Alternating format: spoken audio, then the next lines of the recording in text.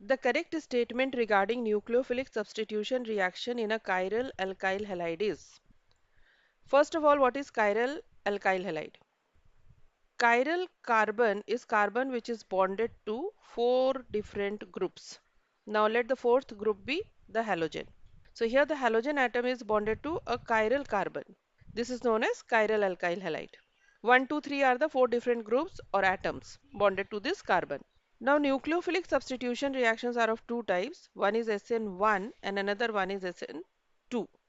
SN1, in SN1 type of reaction, first of all, let this be the alkyl halide containing the chiral carbon. First of all, this carbon halogen bond breaks, resulting into the formation of a carbocation.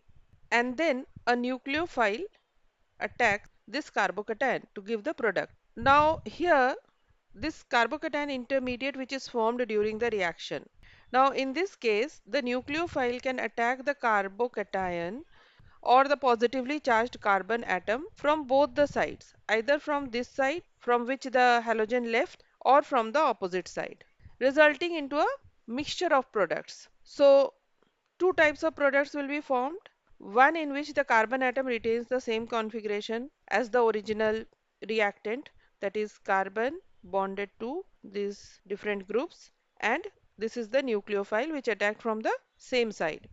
So here the configuration is same, and another product that is formed is in which carbon atom has the groups on the opposite side and nucleophile has attacked from the opposite side. So a mixture of enantiomers is formed, and these both the stereoisomers, they may be formed in 1:1 ratio. So this entire SN1 reaction results in mixture of product, and since this is a mixture of the enantiomers, the process is known as racemization. So racemization occurs in SN1 reaction. And in case of SN2 reaction, what happens in SN2 reaction? Suppose this is the chiral carbon.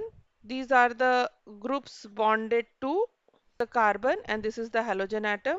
Now in this case, from one side the halogen starts leaving and from another side the nucleophile attacks the chiral carbon, and during this reaction an intermediate is formed. So in this intermediate which is formed, the carbon halogen bond is not completely broken, and this nucleophile and carbon bond is not completely formed. And here this is delta negative, delta negative.